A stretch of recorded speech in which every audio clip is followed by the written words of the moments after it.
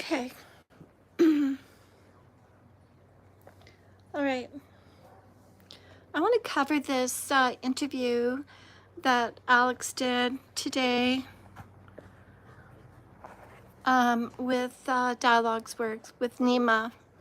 Let's just take a listen. Learned that Oman was not part of the war, as you know, when the war started. Iran right now is attacking Oman. Last night they attacked one of these hotels in Oman, the Crown Palace Hotel. It seems one of the main hotels for U.S. troops. They hit the target. The crown of the hotel was targeted. It's some sort of assassination attack. This is the situation on the battlefield. Israel right now is not part of the war.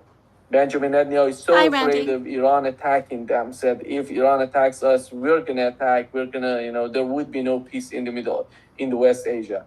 This is the situation. Your understanding of what is going on and how do you evaluate that? Lemon has a second phone. Sorry, I don't pay for for YouTube. Lemon is already.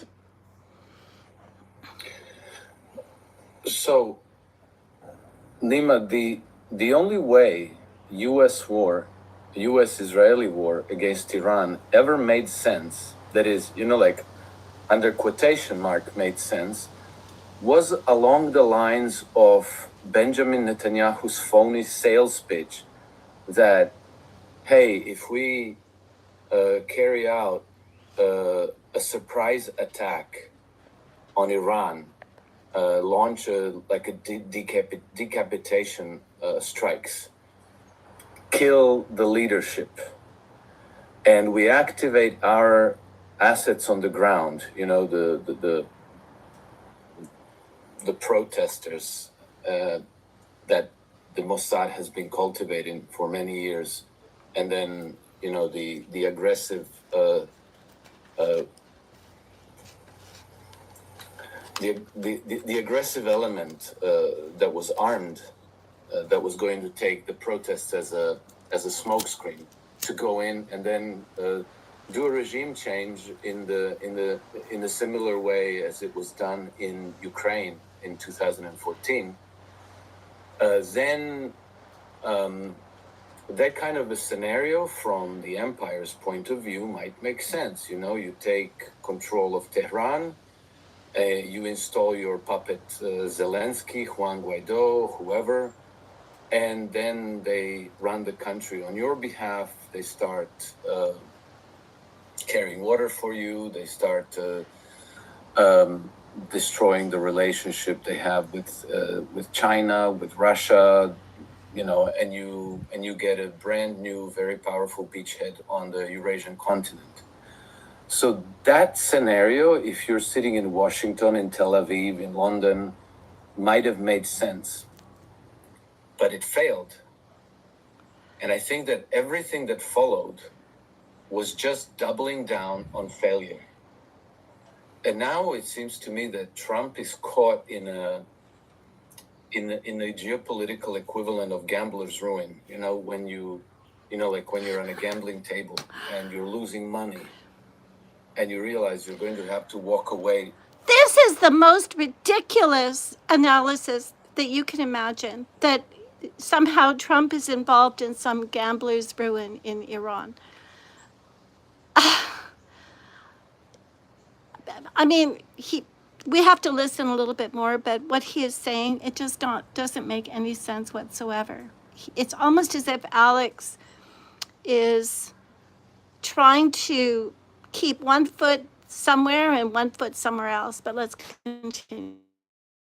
Money, or you just keep gambling, hoping that the next thing will turn out in your favor. So you keep just throwing more effort, more money, more resources, and then hope that somehow you're going to be able to topple the government, to maybe arm twist the Kurds, the Saudis, the Iraqis, to mount a ground invasion. I mean, Trump was even talking yesterday about the ground invasion, other people are going to do that for us. And then everybody knows what's really going on in Iran. It is a financial war. It's not really a hot war. Like whatever hot war is going on over there. It's all in service to the financial war. The financial war is between the imperial wicked stepmothers, Eurodollar, shadow banking system versus the American system of sovereignty and political economy that is looking to consolidate North America into a new power bloc, a new sovereign independent bloc, independent of the wicked stepmother, the EU, the UK, the Gulf countries, all of it. Okay, this is what's going on with Iran. And we don't even know what the hell is really happening there. There's nobody in Iran that's reporting.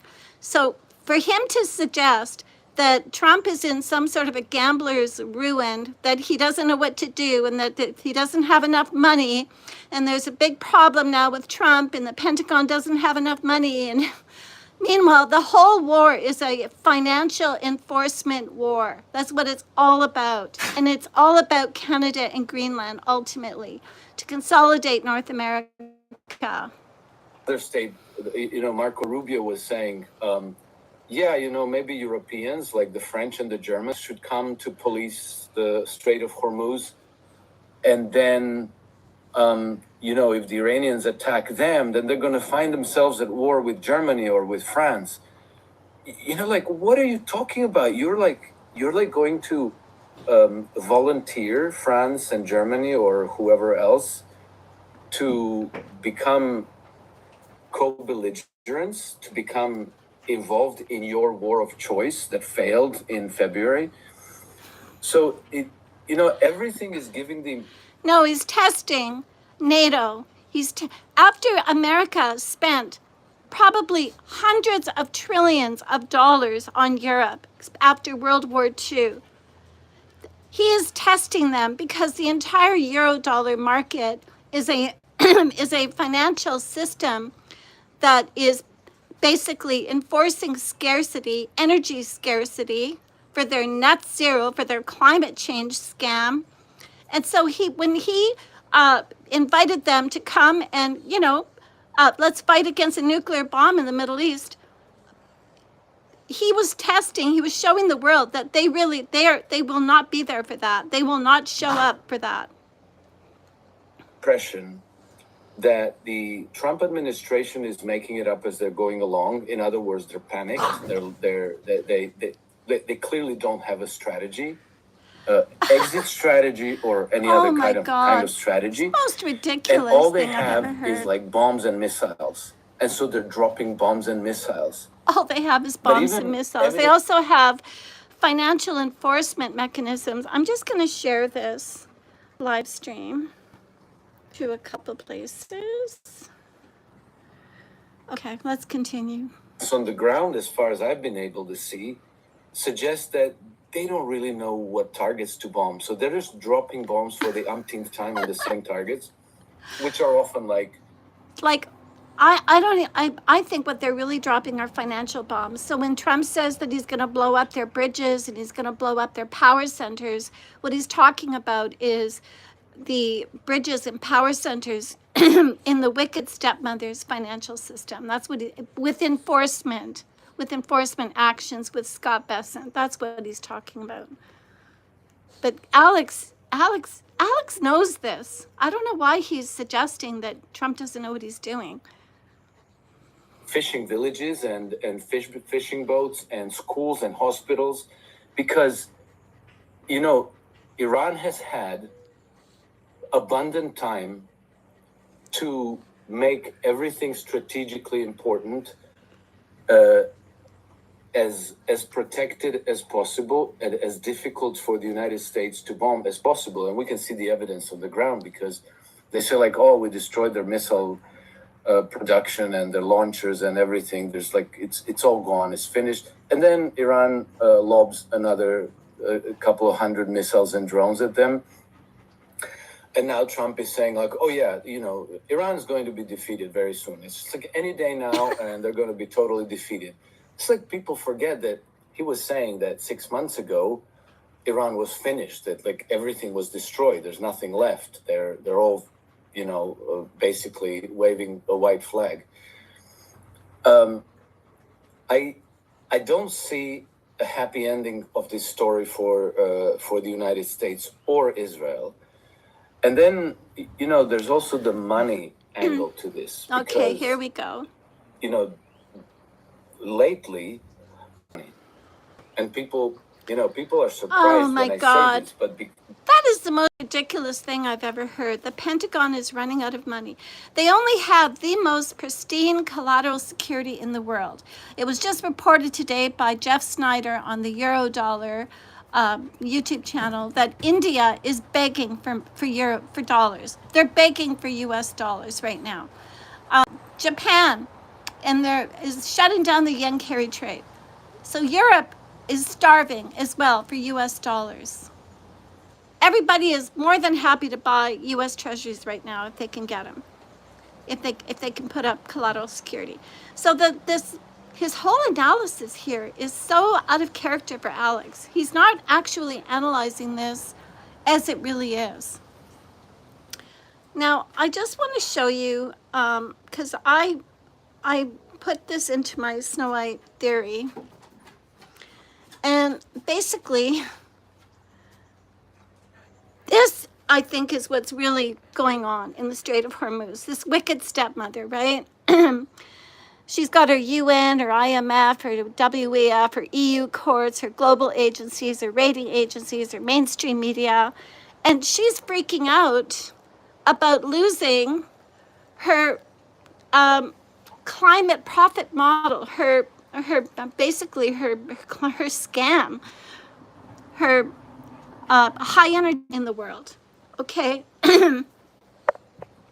And so the entire Iran war, the entire Ukraine matter, all of this is all about taking down a very corrupt, very shady Eurodollar market that has been punishing the world, yield extracting everybody for centuries, probably. And it's about trying to bring back sovereignty to nation states.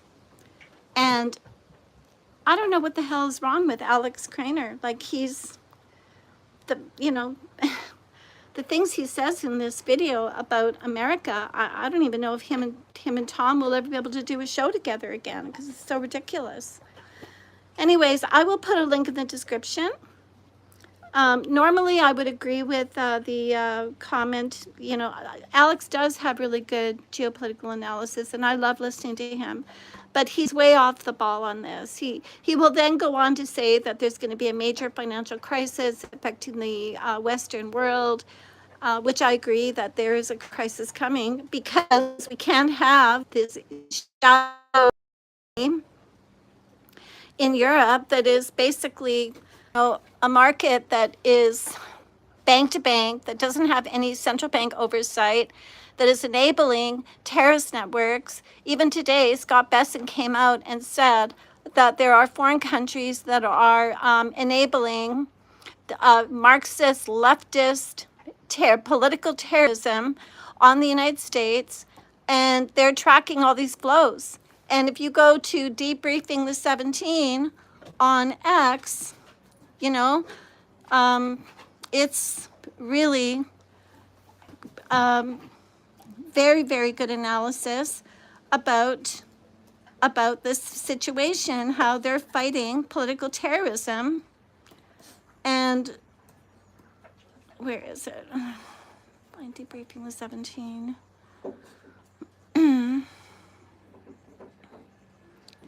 When you want to find something, you never find it. And so today there was a huge speech made by Scott Bessent about that, and Trump is going to have a speech tonight. And and it's all about how, these, it's all about how this shadowy Eurodollar market is enabling a lot of political terrorism in the world, and it doesn't have any oversight from any real central bank authority over it. It's a shadow banking system that's probably $100 trillion, and it's all U.S. dollars that are created offshore. Okay. And it's basically leveraged up, like $500 trillion leveraged up to write off non-performing loans. And the whole thing is just a corrupt system. And Canada is completely trapped in that. Anyways, I have to run.